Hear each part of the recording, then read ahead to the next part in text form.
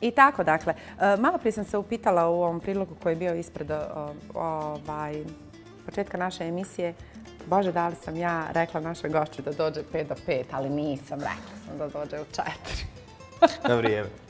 Dobro, ajde da vidim šta sam ti kupila. Evo ti. Jaja. Dobro.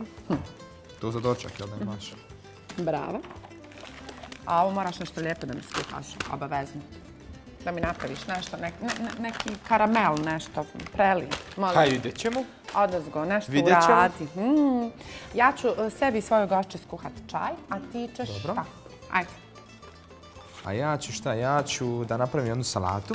Dakle, nadam se da naša gošća voli salatu. U stvari, bit će kombinacija toplo i hladne salate. U stvari, imat ćemo podlogu od svježe salate. I na njoj ćemo imati dio pečene salate, odnosno povrća pečenog sa piletinom u susamu. Jedna jako lijepa kombinacija. Nadam se da će se svidjeti tebi, evo našoj gošći, naravno i vama, dragi gledalci, ko bude probao, odnosno ko bude pravio. U stvari, jako brz recept, jako jednostavan, jako ukusan i što je najbitnije, jako zdrav. Kao što sam već naglasio, dolazi proljeće, dolazi svježe namirnice, svježa salata, svježe povrće. Proljeće je danas došlo. Je, upravo si, danas. Da, danas smo krenuli. Hem je početak radne sedmice, hem je 21. mart, prvi dan proljeća, hem je čimburijada u Zenici i hem ja večeras nastupam u Celebritiju, znači večeras... To je ono najbitnije, to je ono prvo najbitnije. Prvi nastup večeras, dakle, kuhamo. Moram priznati da imam zanimljivu ekipu večeras. Smijemo znati koju ekipu? Ne smijemo, to je tajna, moraju svi gledatelji biti u 18 sati pored malih ekrana. Kako imam trem?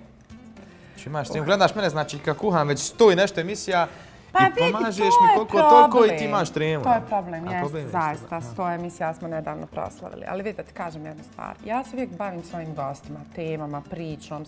Kad mi neko kaže, pa kako nisi vidjela, kako ne, pa kako ću da vidim, nisam hobotnica, ne mogu da gledam i tamo, nemam ovdje oči. Ne mogu, kako? Ako možeš pričati duplo, ne možeš gledati duplo.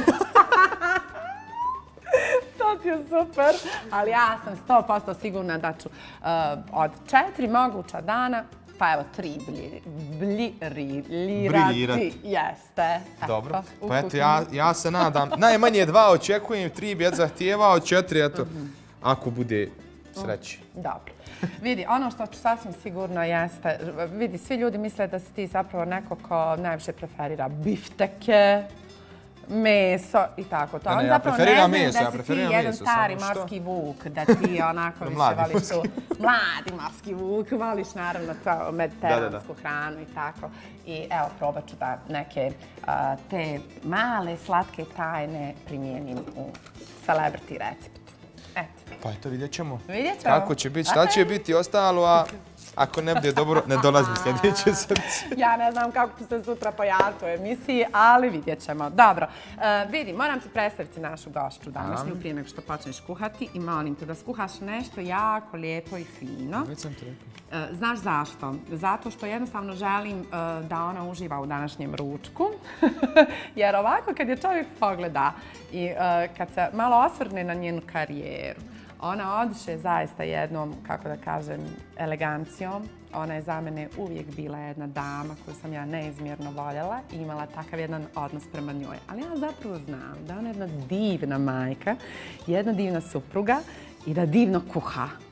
100% sam u to sigurna. Jasna Gospić, dobar dan, Jasna, dobro nam došla. Dobar dan, hvala na pozivu. Moram te poljubiti. Bolje vas našla. Ne znam da li ćeš se složiti sa mojom najavom, ali sam 100% sigurna da sam sve ispravno rekla. Slažem se i hvala puno na tim divnim riječima, zaista. I nekako bi voljela da uživaš u današnjem ručku i da ti Miran skuha nešto pravo.